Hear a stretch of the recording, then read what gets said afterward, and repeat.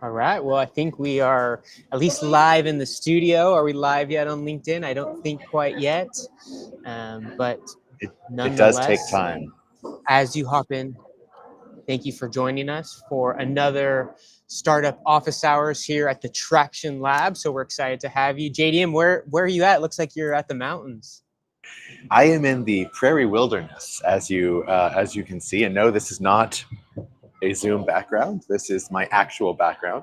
Amongst the horses and the poppies and all the things. It's beautiful surroundings in the casino that Ooh, I am in here. Yeah, I see I you're feeling lucky. You're playing your odds. What are the odds comparative to startup success? It's pretty much like a startup would expect, because I came to Reno to do a talk. I drove to Reno to do a talk. I did the talk. It went well, and I go to drive home. I get on the 80 and I start heading back. I get a few miles outside Reno, flat tire. 4 hours later, I get a tow truck, tows it someplace. Have to go to a hotel room for the night, and then have to walk back to the tire place this morning to get them to start it, and then walk to a Starbucks that, as it turns out, doesn't have any indoor seating, and so walk to the only other Starbucks, which happens to be inside of a casino. So here I am inside of a casino, not feeling particularly lucky at the moment. So I think I'm just maybe coming up the other side of the There trough you of go. sorrows. Yeah, I think that's you're right. probably You've hit the bottom of the valley of death, and now you're like, hey, I see some traction, some customers coming my way. We're you know we're on our path. We have the customer with a urgent problem and severity related to it, and we can we see the solution, and it's just one pull at the uh, just jackpot. I do see I'm surrounded by large jackpots. I see them everywhere. And so, perhaps our founders here will be inspired by my dedication to join office hours, and drop a question into the chat. We do prioritize your live questions, but of course we have some that were submitted in advance. We asked you guys to throw some in, and you came through. Not our busiest week, but we got four. Four is enough. Yeah, I see we got, so who we got here? We got Yanni's decided to join us Hey, hey, again. hey. Welcome back, Yanni. Always nice to have you here. Phil's joined us as well. Hey, Phil, good to see you again. And we have some. Who's this I don't clown know. we've I don't know. got He's got a here? cool Yeah, background though. He's got a yeah, cool background on that profile pic. he does. Yeah, look at that. Look at that color coming up of the sides there. It's pretty dope. Pretty slick. Well, Well, let's do it. should Let's we dive dive in. in? Let's maybe we can get question one going, or I guess we don't have our dice, so maybe let's go 1, 2, 3, 4, just in order. And but Just going if you throw crazy. them in the Going chat, we crazy. always prioritize them live. So would love for you to share those. But maybe if you read it, I'll throw that question in the actual chat, and let's get into it. And I do have a little sprinkles No, on no, me here, so that Phil's it's a perfect timing here. So I'm getting sprinkles on me, but let's hop in. that's that it do be like that. Yeah, let's dive it in. So question number one here, we've got a B2B SaaS targeting B2B SaaS companies. So it's just turtles all the way down, but they're targeting B2B SaaS doing 500 to 5 million in ARR. They have less than 100K in ARR themselves. That was a lot of that felt very meta there, but they're building customer success software specifically for other SaaS companies, but our target customers say they're not ready for dedicated customer success tools yet. How do we sell to companies that don't think they need us until they're bigger? 45K ARR from 12 customers who are all above 2 million ARR. Companies under 1 million say they'll revisit when we're bigger, even though early CS investment and public attention, considering repositioning, are moving up market, but larger companies want more enterprise features.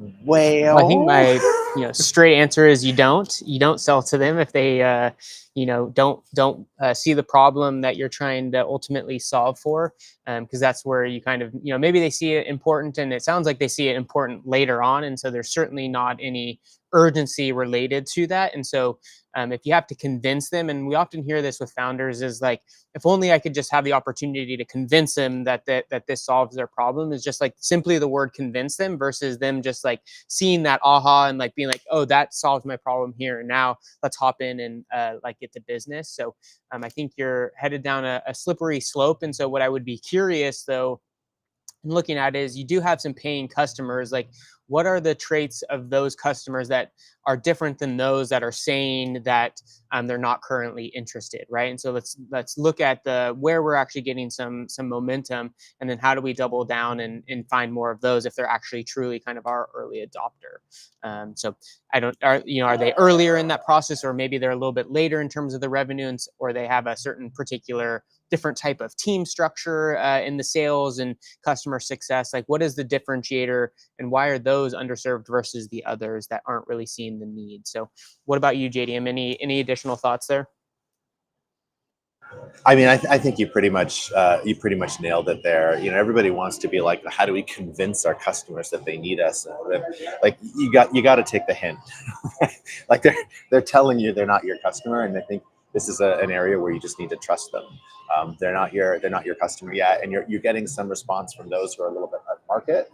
So that's also a signal that maybe there's a play to be made there. But you say, but larger companies want more enterprise features, but you do have 12 customers who are all above 2 million ARR. So what separates those from the ones who are looking for those big enterprise features? I think would kind of be my question there.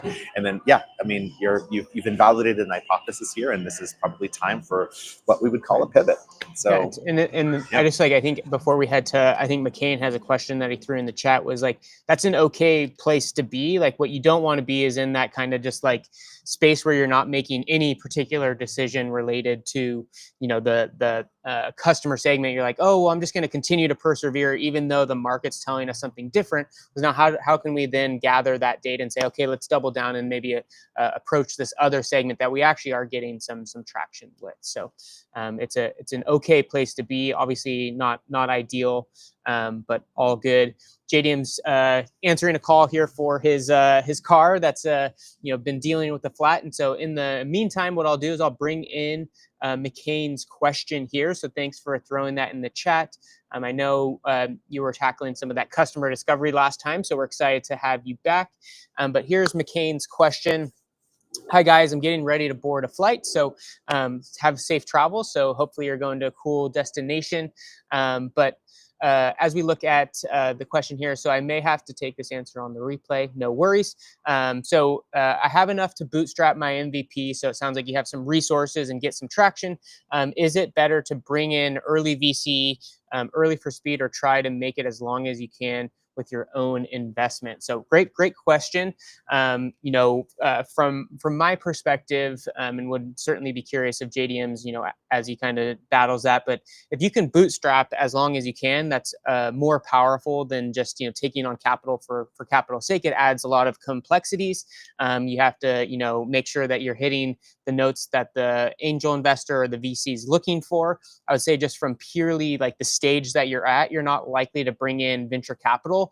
They're usually going to come in at like a more formal round. So pre-seed or seed stage would be likely maybe the first round of capital. But if you do have some friends, family, and the third F is fools, but if you're getting traction, maybe they're less so, that want to join in some of that initial investment.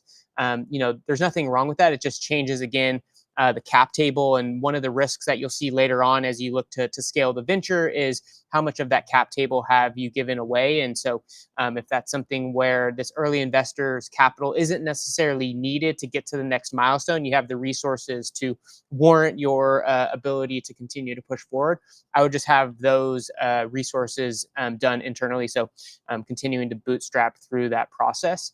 And then thinking about where do you need to get with your own investment, that being your time and dollars, what is that next major milestone that you need to hit to continue to invest time and resources into it? And then with that, is that when you then maybe need to open it up to having additional investors come on in? So I don't think it's necessary if you are going to bring in, I would say, an angel or some additional capital, is how can you look at it in addition to just the financial resources? Is there what we'd call like smart capital? So they have connections with the industry, they have an additional ability to open doors to customers, or maybe they bring in a skill set that you don't quite have.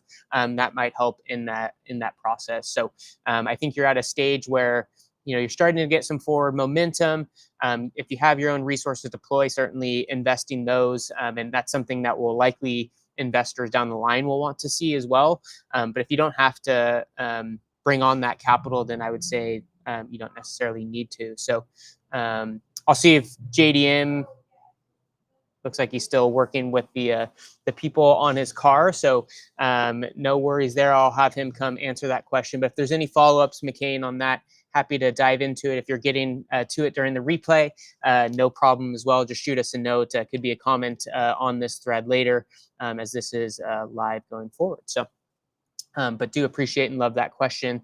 I think the last thing I would say on that is, similarly as an investor outside of ourselves is looking for what evidence do we need, that should be the same thing of like, how much evidence do you need related to your venture going forward for you to continue to bootstrap and put more resources into it? And what does that investment actually look like in terms of advancing this going forward? So it sounds like you're in a good place, and that's awesome.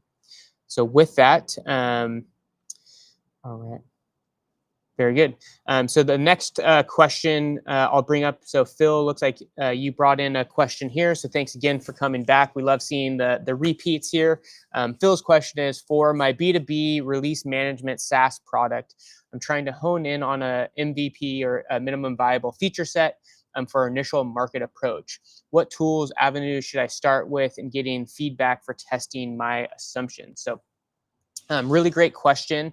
I think the starting point is, as we think about features enable value creation. So as we think about engaging our customers in this process and recognizing what their the problem they're trying to solve, is really tying that back to the value that they're ultimately trying to gain. And so as we think about going through the process of testing that assumption, is even there's ways that you can stack rank features. So you could say, give your in a customer discovery or customer validation call, you give them like a fake budget. If you had X number of dollars, how would you allocate them to solving your problem or gaining value based on this feature set? And so they can help dictate of like, oh, this would be the highest priority feature that would solve this problem.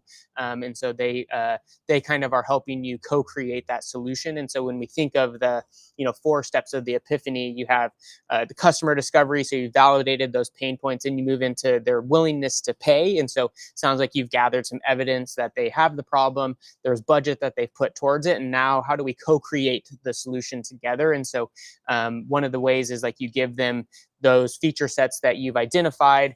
You then help them allocate then a budget accordingly to those feature sets that stand out the most to them. So that's one of the ways to go into it. Again, we're really strict in the hypothesis and experimentation process. And so going in, like, what is the hypothesis that you believe that feature set outline will be? And then you can kind of see as you go test with customers and allocating that budget, what that would look like. There's a great resource called Testing Business Ideas.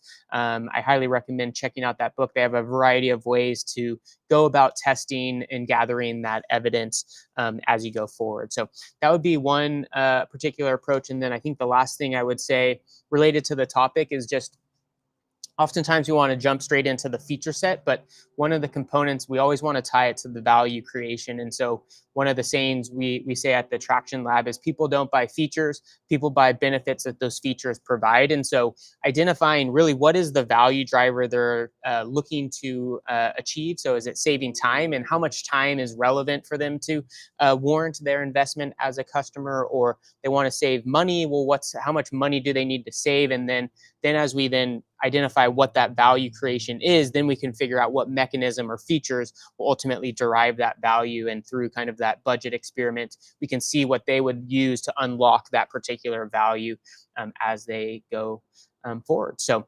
that's how I would approach it. But again, we'll share that resource, the testing business ideas. There's a variety of different ways that you can go about it. Some additional ways is you can have them come into your, say, landing page, or place that you're positioning the value that you're trying to offer, and then they maybe they add in certain features that they think will ultimately create that value creation. And so having them show that versus saying, hey, would this create value for you? And then they're likely to just say yes. Having them stack rank it and prioritize based on a budget set of those resources is always key. So that's how I would tackle that. So hope if there's any follow-up questions, feel free to throw them in the chat, but appreciate the question there. We'll bring in the next individual, and let's see, it says LinkedIn user, but I'm gonna make sure. Looks like that's Fortune. So thanks hopping in. And Fortune runs a company called Belated. So definitely check out that venture. They are an engagement technology company focused on accelerating sales, marketing, and customer engagement across B2B to C market. And so in terms of the question here for Fortune is, what specific strategies do you recommend for pre-seed startups in the digital media sector to validate their market desirability during the early stages of product development? So particularly when incorporating interactive features like live audience voting. And so, as we go to kind of the discovery process and validating those pain points, one of the things that we often talk about is that 2x2 matrix of severity and urgency. And so we not only want to identify that they have the problem and that it's something that's really important to them in solving. And again, it's in the related problem space related to, say, in this case, their engagement and, sales and marketing components of things. But we also want to see the urgency related to that. And so, are they actively currently trying to solve this problem, and how are they solving it, and where are the gaps in relation to that? And so that's one of the key components, was identifying a specific client set that's currently being underserved by the larger market segment, and so or the competitive landscape, for lack of a better term.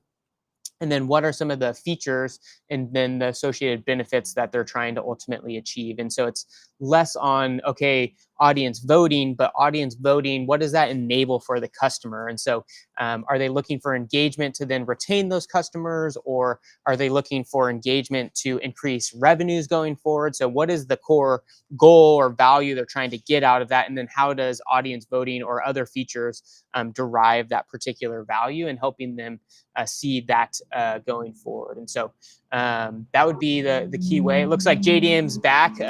He had me take on the full show. He just looked like he was talking to you, and I was just talking right over. But maybe I'll have you hop in and see about tackling Fortune's question. So Fortune from Belated had the question here. So I've tackled a couple of them, but yeah, maybe if you add some additional context here related to some different strategies for pre-seed startups, Awesome. and product development / validating market need. All right, so let me read this out loud here. So what specific strategies do you recommend for pre-seed startups in the digital media sector to validate their market desirability during early stages of product development, particularly when incorporating interactive features like live audience voting? So the first thing I'd say is to make a distinction between what it does and what it offers, because those are two different things, right? So the testing interactive features is more about what the app does and whether people like it while it's being used, and not about whether you could sell it, which is the desirability part, right? And so this is where you have maybe a distinction between your buyers and your users. And because of that distinction between your buyers and your users, what we really need to first do is test it with our buyers. And then if we can get testing with our buyers, then we can do pilot testing and so forth to actually get to see if we can get the engagement that we need in order to basically prove out that desirability is warranted, right? Because they're basically wanting it for their customers, but back for them. So I actually think that it's probably overcomplicating it to say how do we incorporate these features like live voting into our desirability test. And what we really want to do is test whether or not what that live audience voting would deliver to the event people is what the event people want. And then if we can get the desirability around that, then the rest of it is basically secondary and comes next. So as far as specific strategies, there's lots of specific things that you can do. that are going to depend on the customer and where they are. But at the end of the day, it's going to be like, how do we get evidence of what we call intent? So there's a pretty strong difference between interest and intent. And the instinct of most founders is to start measuring interest. A, it's easier, and B, it feels good. And so then we start looking at conversations where they're interested, and we start looking at, we see maybe engagement on social posts, or, we have customer interviews and do that kind of thing where we're actually getting interest back. But interest is not the same as intent. And so we want to get their intent to purchase. And so for that, we look for evidence of buying behavior. So if you map out like your hypothesis for customer acquisition, we're going to find them this way, we're going to engage with them this way, eventually there's a deal, right? And if you map out what that process looks like, then it's like, how far can we go along that road without actually having to have everything all the way done? As an example, this is the one I often use because it's really easy to understand. Is like, let's say that you were getting in front of customers through Instagram, and you were going to throw them, and like your theory is, or Instagram, probably like paid ads on Instagram, they're going to hit a landing page. We hit the landing page, we sell them on the landing page, they sign up for a free trial, and then when they sign up for their free trial, they eventually convert to paid. Like, and let's just say that we have that self-service model. Obviously, it doesn't apply to you, but like, let's say that that's our self-service model. Then what we can test all of that, like virtually all of it except for that last step, without the product ever being built, because all we have to do is run an ad, see if we can get people to the landing page. If we can, cool, evidence of intent has started.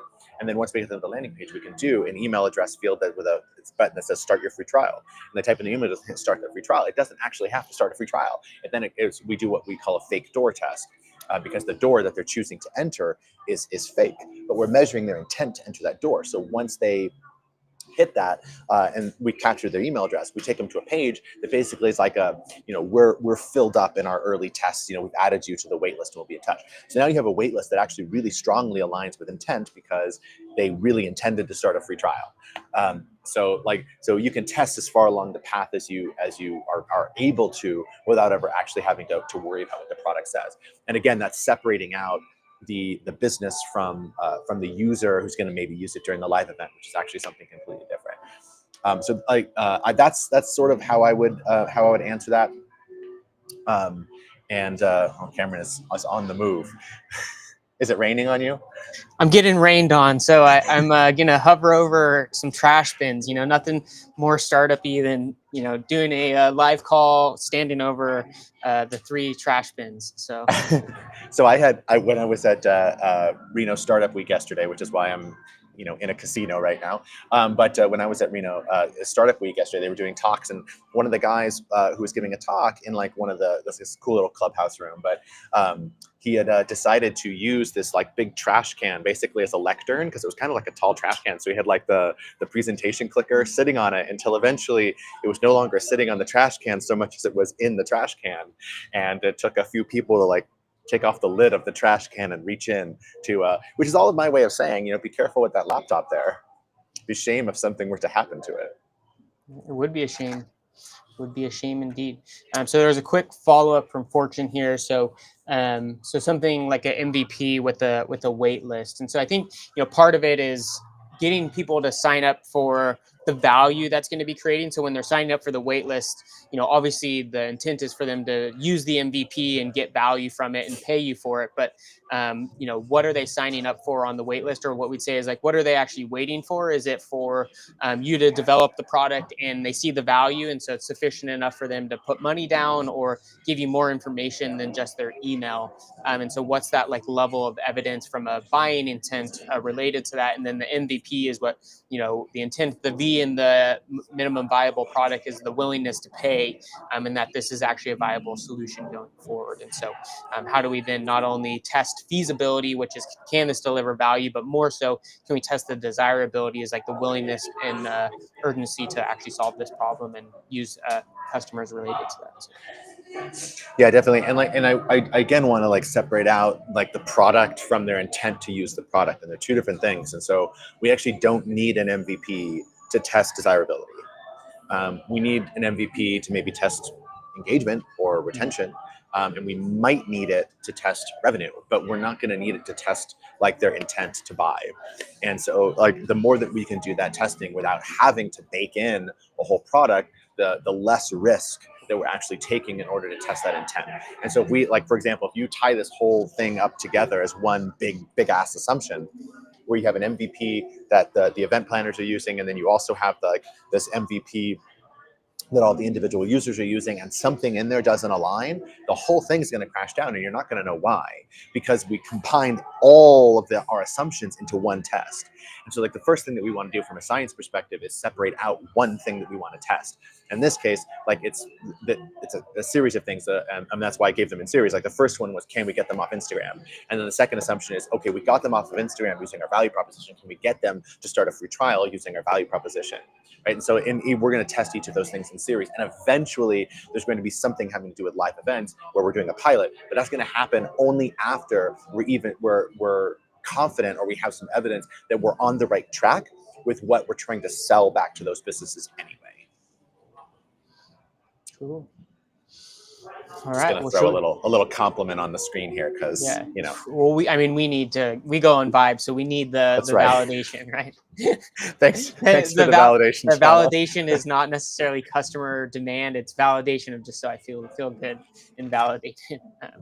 No, jokes aside, thanks for the comment, and if there's anything particularly that stood out, feel free to throw out a specific. Maybe we hop into the next question that was pre-submitted, and see if there's any additional questions as we go. Cool. All right. So our next one, while Cameron's copying and pasting that into the chat, is a B2B SaaS, but targeting YouTube creators with between 10,000 and 500,000 subscribers. They're currently at the unpaid pilot stage. And their question is, creators are using our video analytics tool in pilots and loving the insights, but most make under 30K a year from YouTube and can't justify paying $49 a month. How do we price for a market where most users are barely profitable themselves? 25 creators in unpaid pilots, high engagement with our advanced analytics, but only the top 10% of YouTubers make real money. Considering a revenue sharing model, percent of the YouTube earnings are freemium, but paid features for serious creators with both the downsides. Okay, so like, if the problem is that they're not making money, it's probably not a good business strategy for you to try to take a percentage of that revenue, because it's also not going to be very much money for you. So just kind of a note of caution there, that might not work out really well. And then the other thing that I kind of want to call out here is that I'm not sold on your $49 a month being too much for a YouTube creator at that price point, because there are lots of tools for YouTube creators in that price point. Think of like vidIQ, right? Is in that price point. They might be paying for Descript or something like that to help them edit their videos, or Resolve, or another tool like that. They're paying money already for tools. Why aren't they paying for yours? It's not about the access to the resource. It's not about the money. It's going to be about where it is in the priority list. And so this actually might be pointing to a lack of severity and urgency in that demographic for whatever value that you're actually creating for the video analytics that you're actually offering. So that's my first like vibe check there. What do you think, Cameron? Yeah, I don't really have much else to add to that. I think oftentimes, I see the misalignment of like how you're trying to monetize it. It doesn't seem like if you're calling out they already aren't very good at monetizing themselves, then like you monetizing off of their ability to do so is going to be a tough battle. And then oftentimes like people position these solutions as like, well, they don't have a lot of resources or whatever that might be. We often see that if people are like, say, targeting students or something, they don't have any money, but if it's urgent and severe enough, they're going to put resources to solving that problem, because it's one of their most, eager things to ultimately be solving as they go forward. So, as you think about that, like, don't necessarily call that out as like not a reason for them to ultimately pay. It just might not be that the urgency and severity of the pain point has been identified, and that the value you're solving for and creating is ultimately clearly articulated to them. All right, yeah, I think that probably pretty well covers that. And then you also might have just a problem with your pricing too, right? So if you're targeting somebody who's not like super serious in their business, are you really creating $50 a month worth of value? Would be the other thing to maybe come at this from. Are you a $10 a month tool that's trying to disguise itself as a $50 a month tool, or are you actually creating $50 a month in value? So. All right, all right. All right, we'll move on to the next one while Cameron's pasting that into the chat. On to This the is next one. Sorry. on to the next one. Question 3 out of 4. All right, B2B SaaS for boutique fitness instructors who teach yoga, Pilates, or barre classes. They're at the paid pilot stage. Our 15 paying pilot instructors are thriving with our class scheduling and payment platform, but they keep referring us to instructors at big gyms who can't afford to use our product because the gym controls everything. Should we pivot to sell to the gyms instead? Independent instructors love paying us $40 a month, but 70% of fitness instructors work at gyms and studios as employees and not independently, selling to gym chains with 6 to 12 month enterprise sales cycles, competing with MindBody. Not sure if we should stay indie focused or go after the bigger market. What's your thought, Cameron? 70% of fitness instructors work at gym studios and employees, not independently. Sorry, I'm still reading some of it. So if you have initial thoughts, go for it. All right.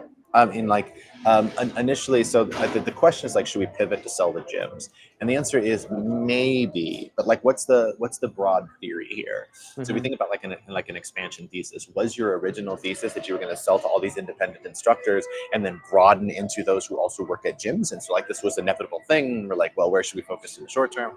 Or was that never the plan and you really didn't know? Maybe that you didn't have access to a large share of the market in the same way. And so now you've just discovered that the market is actually too small to be interesting. Like I think some of that would be helpful context here.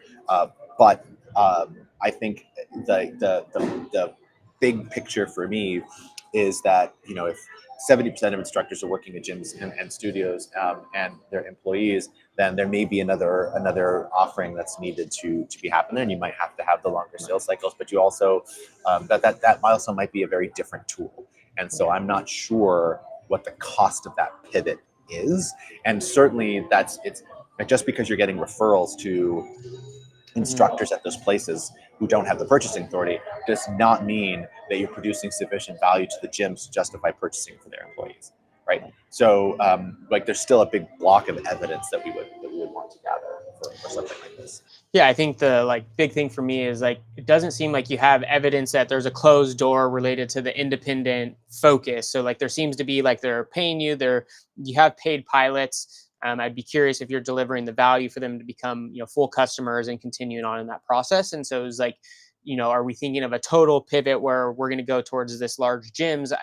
I'm not seeing as much of the evidence to warrant, you know, totally shifting the business model and the theory behind it when we have some early evidence related to something else. You know, it is maybe some sort of like area to explore and what would be a small scale experiment. You know, maybe it's just something around that customer discovery of understanding how decisions are made and what pain point that would look like for the gyms itself.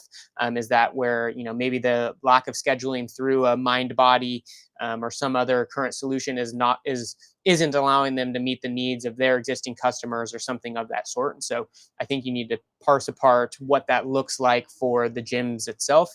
We often talk about like that's the economic buyer in that situation, whereas the instructor, you know, would get the value and kind of be the user of that. And so understanding that pain point, but I don't think you have enough evidence to like totally switch your business model to that side of things, particularly when you're getting some early momentum in the other lens of it. And I recognize the market size looks bigger in the other place, but maybe this is your niche in, and then you can find what that opportunity is going forward. Right, and like that latter part is that's when I was talking about expansion thesis. What I was hitting at is like we often talk about a wedge into the market, and so you may just have this like super pointy end of the wedge that's just these independent instructors, and they're going to get you into the market, and then you can broaden the gym. But the assumption there is that that's a credible path, right? But if something that the independent fitness instructors need is fundamentally different than what the gyms need to justify paying for their instructors, then that doesn't work anymore. And then we now have like a completely different tool. And then to actually like jump from this one market to what is kind of a different market, then is something that actually needs some conversation. It's not going to be something that you can assume. So that how much do we know about what the gyms need? Like, is it enough to deliver that for gyms? or sorry, what I mean to say is it enough to deliver the value to the instructors for the gyms to warrant paying for it, or are the gyms going to need something else in order to justify paying for it? Or are they just going to say, it's working fine. Yeah, the instructors all have to use paper, but what do I care? If the instructors are using pen and paper, it's fine. It's fine. It's fine. Cool. All right. You want to? Looks like there's a comment in the chat here. Yes, think from maybe you were Natalie. Yep, I got you. Stay away! I'm the master. I'm the Wizard of Oz. Cameron's in charge. Sorry, it's all right. It's all right. Two men behind the curtain doesn't work there. All right. Wouldn't you want to get more info on the people you're targeting? How many work at multiple gyms? What is their turnover at gyms? Then take the subscription with them. Yeah, I mean, the more evidence that we can gather, the better, right? And so the fact that instructors are interested in it is like the start, but then seeing like what is the value that we're actually getting out of that, and then how do the unit economics work out? So how many instructors do we have at the gym? What does that mean to our pricing model? Are we creating more value for them, etc.? So what's funny? Oh, I was checking the chat, and since it's delayed, I watched us do the thing with the question. So that's was it as obvious as it was in the studio here? So well, cool. Okay. Should we head into this last question here? And if there aren't any live, get your questions in the chat, guys. Well, we got time to take another live one or two if you've got them. But here we are. B2B SaaS targeting e-commerce brands selling consumable products like food, supplements, and beauty. They're at 100K to 100 million, or sorry, 100K to 1 million ARR, somewhere in that range. We're at 200K to 280K ARR, helping brands optimize their subscription programs, but our best customers keep getting acquired by larger companies who already have their own systems. How do we build a sustainable business when our ideal customers keep disappearing? I like it. We haven't gotten this particular question before. We lost 4 customers this year to acquisitions, 35K total ARR. Brands love us while independent, but acquirers consolidate into their own tech stack. Considering moving up market to larger brands who won't get acquired, but they're harder to sell and want more features. What is your thinking there, Cameron? Tough one, but so they lost 4 customers, a total of 35K ARR, which is, I guess a little over 10% of their current ARR. I think it's definitely something to be like considering, but I guess I'm not like sold that like every company is going to get acquired, because it's still a large portion of your existing customer base, if I'm doing some of the math right, aren't yet getting acquired. And so I don't think there's totally like I think they're starting to see a pattern emerge, but I think there's still more data around that than totally shifting away from it. But maybe that's something that as you continue to see, then there's some sort of pivot that might be needed. I guess the other component is like, is your solution helping drive that, ability for them to be acquired because it's working so well? I guess is one of the components of it. But I'm not 100% sure. That my initial thought is like, yeah, there's some data there. What is that threshold of like, if 25% of our customers now get acquired, is that a move from a yellow flag to a red flag, and now we have to do something? But I don't know if I'm sold that you have to totally pivot the business at this standpoint, because it seems like there's some engine going and being able to dive in deeper there. So I'd be curious of your thoughts, JDM. Yeah, I agree. Like, I mean, if you're just considering like standard straight SaaS and you have like a 12% churn rate, like that's not great. And so like I get where some of the pushback is, but we're also like talking about only 10% of them, and it's because they've been acquired. And how do the unit economics work in terms of like new entrants into the market? How often are they coming in? Like, is this something that could still pencil out? I'm curious what it does to the overall model. I don't think, to your point, I don't think we have evidence to moving like up market. That's just not something we have any evidence for. So like, could we explore it? Sure, we could design an experiment, engage in some conversations and see what they need. But I'm guessing that anybody who's large enough to like be acquiring these smaller companies, it is probably using a pretty well entrenched player, and it may be difficult to enter that market. It could be wrong, but you're going to have to be able to find what is the like underserved niche in that market where you could deliver that outstanding value, or that outsized value. So a lot of questions there to kind of explore. But how do we build a sustainable business when our customers keep disappearing? Like, this is going to be, again, like a really common question let's have. I don't think I have like a huge amount of wisdom here. I think this is like one of those tougher questions. But I would be curious, like, project this outward with this churn rate. What does the model look like? Is this sustainable at that level of churn? Is that level of churn normal? Like, what does like market research actually show for something like this? Is it can you acquire the customers earlier so that you have them for a longer period of time? What is that, like that 12% churn or whatever, over what period of time is that? So like, I know that you said this year, but like, how long did you retain them before they left? And so what does that mean for the lifetime value of even those? And like, putting this all into a financial model and actually projecting this forward, I think is a question I have, as opposed to just assuming that it can't be sustainable at this level. And then outside of that, it's going to be like, well, we have questions, right? So is this the right audience? Or we need a different one? And how do we, like, as rapidly as possible, find evidence for an alternative path, if an alternative path we need? But this is not going to be a straightforward question to figure out. This is going to take a bunch, like some modeling, some experimentation, a number of different things, and then to make those really difficult decisions that only an entrepreneur can make, right? Which are the kinds of decisions that don't make themselves. So There we go. I mean, hit us up. We would love to help tackle that at the Traction Lab. If you want to plug in and have a more robust conversation, kind of one-on-one, being at the company level, not the person level, but like one-on-one, then I think that would be a really interesting thing for us to sink our scientific teeth into. Okay. All right, we got two additional questions coming in here. So let me pull those up for our screen here. So I can read it for us, and then I guess whoever wants to hop in can. So, hey, Cam and JDM, thanks for putting these on. So we're happy to. So keep joining us week to week. We're here Fridays, 12 o'clock Pacific Standard Time. But for a SaaS startup that's building on top of existing API services, what steps would you recommend to make sure the product is valuable enough for users while also staying compliant and avoiding major pushback from the API providers?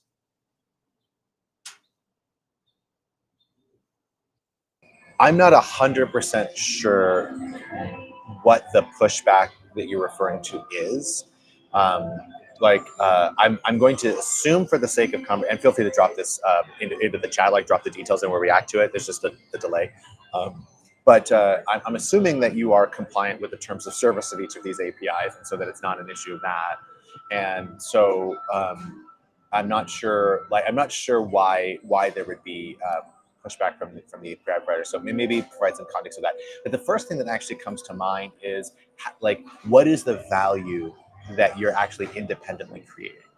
So what we want to make sure, and we've talked about this, I don't know if we talked about it in office hours, but we definitely talked about it on Zero to Traction, the podcast that Cameron and I co-host every week, about being a startup or a business and not a feature.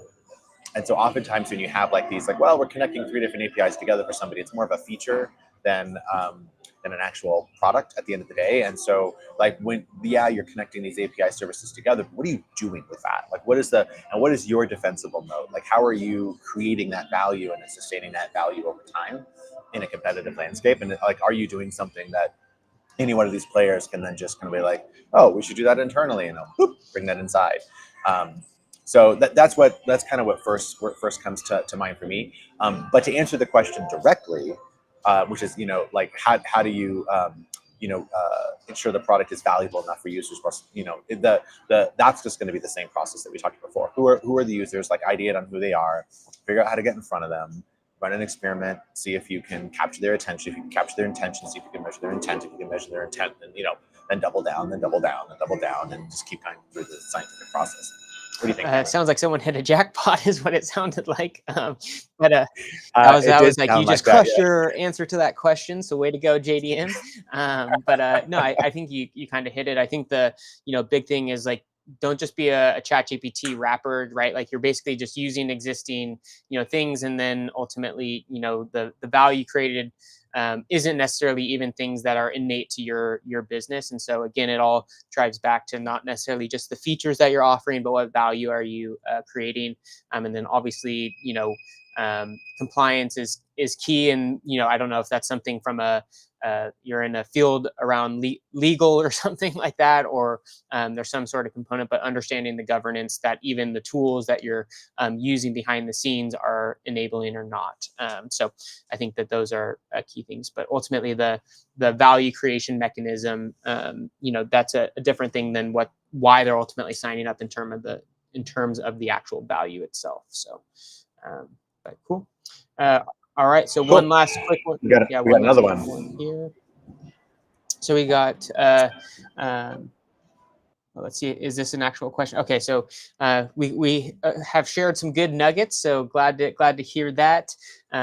Curious, what do we think is the number one lever startups should pull early on to build momentum, especially before a big marketing push? So I like the way that you're thinking of like not doing this big awareness campaign and a big marketing push, but really wedging into the market. And so in terms of like sorry, I was going to pull it up again just so I can see it. But what is the number one lever startup should pull early on to build momentum?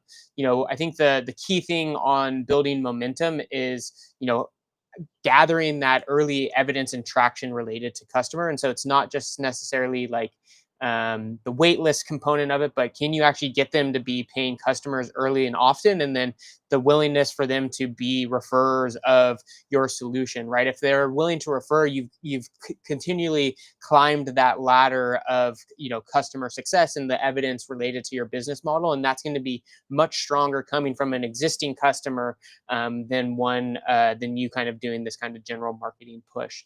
But ultimately, we talk about the difference between go to market versus marketing. And most startups think like, oh, I need to hire the sales and marketing team to help us get awareness and grow from there. But you should really be bringing on these early adopters that are already looking for you and already have a budget allocated to solving that particular problem. And so capturing and building some density around that, and then relying on that support to get referrals and that engine to continue to be retained. But from that fashion, I think success begets success in terms of building momentum that allows you then to be more successful in getting investors that then helps you invest in that engine for growth. But a key component is actually gathering that evidence of the engine working. What about you, JDM? Or are you talking to the car people? No, I was looking for a sticky note because I was hoping to be able to do a little illustration. But I did end up just kind of drawing one on my phone because I didn't have a sticky note handy. So I wanted to like talk about this idea of momentum in a marketing push for a second, right? So here's like the standard like growth curve that a startup has, right? So like this is the graph, and then you have like this like little J curve that you. What's up? How you doing? Forgive the. When the phone dims, you can clearly see the slot machines in the background there. But but you can see the blue line is kind of the growth curve there. One of the things that like when people are thinking about the hockey stick when it comes to startups that they're forgetting is this long flat part. I do a red line there, as you can see, like it looks flat. I'm at the start, and so when you're like early momentum is going to not feel like big momentum, and a lot of founders have an instinct to like do the big push over, like to try to do marketing tactics over on this side of the thing too early on, and then you're just burning time and capital before you've actually gathered what this like little sort of like flat momentum looks like. And so I just kind of wanted to call out that like the expectation to be set for a startup is something that's going to appear really flat for a while. So one of the things that's really important is this idea of what we call innovation accounting, which to oversimplify is that when you're starting an early startup, all of the things that seem important to measure, things like revenue and market share and so forth, are all functionally zero. They may not be literally zero. I mean, at the start, they're literally zero. They may not be literally zero forever, but they're functionally zero. They're lagging indicators of success. They tell us today if we were successful yesterday, but they don't say anything about our ability to be successful tomorrow or likelihood of being successful tomorrow. So when you're really early on and you're looking at these numbers that are functionally zero, what we're actually looking for is a leading indicator of success, something that we can measure today that tells us about our likelihood to be successful tomorrow. And so this is where, so like when you talk about the lever that you pull, it's going to be not around like early demand generation. It's not going to be around marketing. It's not going to be a big marketing push at all in those early days because we don't have the evidence for it. We don't know who the customers are. We don't know what value proposition is going to resonate with them. We don't know how to actually get them to engage in buying behavior. We don't have any of that. So instead, what we're going to do is look at that early bits of intent. Can we get in front of customers? Like, can we do it cheaply and efficiently? And as we get in front of them, are we able to capture their attention, and not in a generic way, but in a way that indicates buying intent? Like, can we get them off Instagram and onto our landing page? Can we get them to take substantive action that's like sort of hinting for it? Did it? I look. I just saw your comment in there, Cameron. Is it mirroring? Was it mirroring my video or something? It was the opposite, so it looked like it was down and to the right, so it was a sloping. What hand am I holding up right now? Yeah, this is my right hand, so it's just mirroring my video. So don't okay, do as he said, don't do as he drew. Well, that must have been very confusing for everybody. It's just like that's why everyone dropped off. We went from all of our viewers down to just kidding. Down to nobody, because they were just like, who the fuck is this guy? So all right, sorry about that. Okay, well, that's a good note for the future, that I have to draw all my drawings backward. But I can see when you had answered the question, there's a way to okay, I'm gonna unmirror it. Did that flip me? Okay, all right, so there's the correct graph. That looks. There we go. All right. So like you're supposed to be going up this way, and so like as you're at the beginning parts of this there, that's where we're looking at. We can't actually measure the growth yet because there is no growth. There's functionally no growth, and so we're actually looking at those little things. So the early levers that we're pulling are all going to be customer acquisition levers, and they may not lead to revenue. They may not lead to sales, but they should be giving some evidence of buying behavior at a small scale. And we're going to start with the smallest of possible experiments, and then we are going to, over time, make increasingly bigger bets as we're getting data back that show that we're on the right track. Boom. So just wanted to kind of call that out there. But. Cool. Thank you, Shauna, for the question and engagement. Nice to have you here. Well, I think with that, shall we call it a day here in the lab? I'm in the lab of all labs. The one where money goes to burn. I guess I might be near a dumpster fire myself, nonetheless. But since I'm standing over a trash can, but I think just in kind of closing us out, one awesome session today, JDM. Appreciate the combo and deep dives as always. Thank you for those that submitted questions ahead of time. Always gives us some valuable areas to dive in. And so hopefully we tackled your questions. If there's any follow-ups, be sure to just comment in this thread, or when we go live with it on Substack, feel free to drop your questions there. Thank you all for joining today as well. We love the engagement. It was awesome energy in the chat, and I'm getting all of your energy out there. And I guess maybe we should just not be at our regular places. It seems like when we're in random spots, we attract a different energy. So maybe we'll have to test that and experiment again next time. But thank you all again for the question. Keeps it lively, and having us come back and do this on a regular basis as well. So certainly until next time, follow us on Substack. Tuesday at noon. Substack Tuesday at noon. I shared the links to our Zero to Traction podcast, so be sure to check that out. We'll have an episode dropping this weekend as well. But with it, we will see you next time. Thank you all for engaging, and